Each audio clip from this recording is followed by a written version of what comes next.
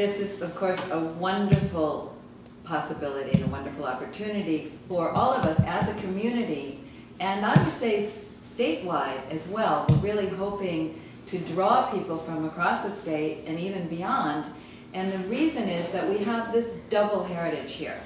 We have the heritage as the first capital of California under Spain, the capital of California once Mexico got its independence, and then the place where the United States took possession of California and the Southwest.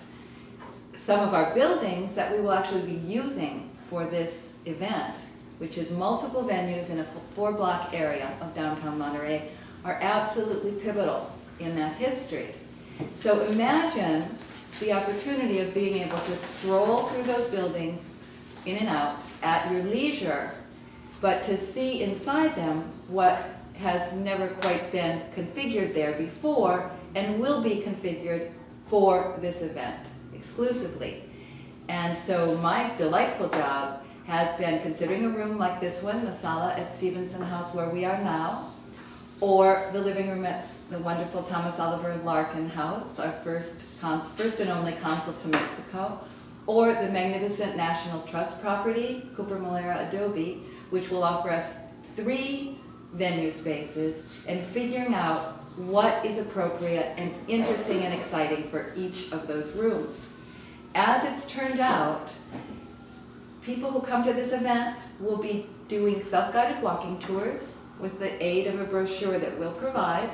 They'll have people to speak to at each venue if they wish to engage in conversation with our local docents and other representatives of the community. But they will, whichever path they take, in their day or two of visiting, will recapitulate the entire history of art in the West. Why is that? Because the depths of collections that we're drawing from for this, 3 public collections, are that amazing. I'm sorry to use such a weak adjective, but I don't think it's an exaggeration.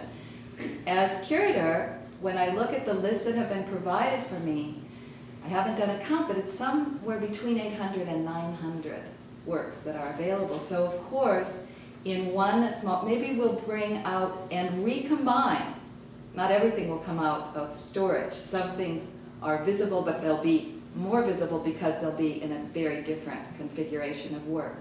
So maybe we'll bring out 60, all told, maybe a little less.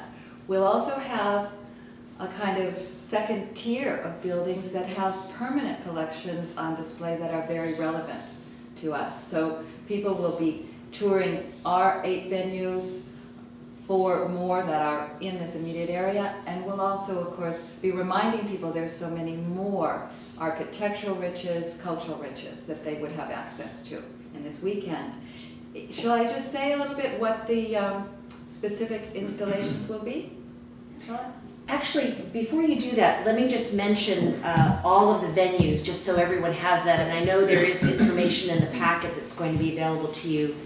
The Monterey Museum of Art will be a location for one of the exhibits. The Few Memorial Hall, which is used as the City Council chambers, and Colton Hall will be part of the exhibits. The Larkin House, the Cooper Malera complex that Julianne spoke about, the Stevenson House where we are now, and also Monterey History and Arts, Casa Serrano. Those are the definite locations for the event, and then as Julianne said, there will be ancillary venues as well. And activities. Mm-hmm. And one thing I like to emphasize is, as the first location of a California artists colony, Monterey and the Monterey Peninsula, and as an ongoing location of artist colonies that came together and dispersed, or wars came, people went off to fight, whatever, but we have over a 200-year history of that here, because of course of our being the site of not one Spanish-era mission and the Royal Presidio Chapel. So we had art coming in, and we had artists coming in from the late 1700s. There's very few places in the West that can claim that. Santa Fe would be the only other major city. But what I wanted to emphasize is our artists joy and conviviality and fellowship. We know that Stevenson House, for example, was the site of many parties with 25-cent a gallon red wine and all the spaghetti you could eat, because we have artwork that depicts this, and people dancing, records on the Victrola. During the whole Depression era, this place must have really rocked.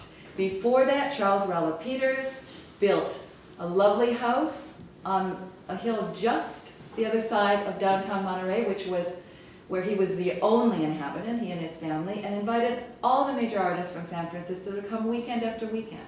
So we want also to recapture that spirit of celebration and conviviality as well.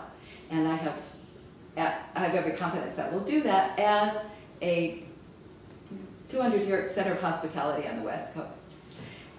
Just a little bit of an anticipation of what people will be seeing. We'll do portraits of founding Californians in the Larkin House. Larkin House is a stunning venue. Thomas Oliver Larkin was the U.S. representative to the Mexican government out of that house and a strategist for the U.S., the peaceful U.S. takeover of California. So that's very appropriate there, but his portrait and his wife's will be on view along with a number of other people who are also key, not just to Monterey history, but to the history of California. At Stevenson House, in the room you're in, we will be showing works by Charles Rowell Peters himself, known as a nocturnist, someone who painted adobe buildings by moonlight. We're going to broaden people's appreciation of Charles Rowell Peters by showing some very different kinds of works. The City of Monterey collection, from which we will be drawing for this venue, also has 4 works by his second wife, Constance Peters, and over 25 works by his son, DeWitt. So this is going to be a family commemoration of a family of artists. In Cooper Malera complex, in the Diaz Adobe, that complex has several buildings and several generations of buildings. Diaz Adobe living room will be our site for sidekicks, and that will be art, painting, sculpture, celebrating the American West and particularly cowboy culture, which of course is intrinsic to our past. Joe Mora, beloved painter, sculptor, illustrator, cartoonist, will be a key figure in that room. The Chinese Connection will be a very small installation, but an important one because it affirms how much we are part of the Pacific Rim and how we had Chinese settlement here before recorded time, probably at Point Lobos.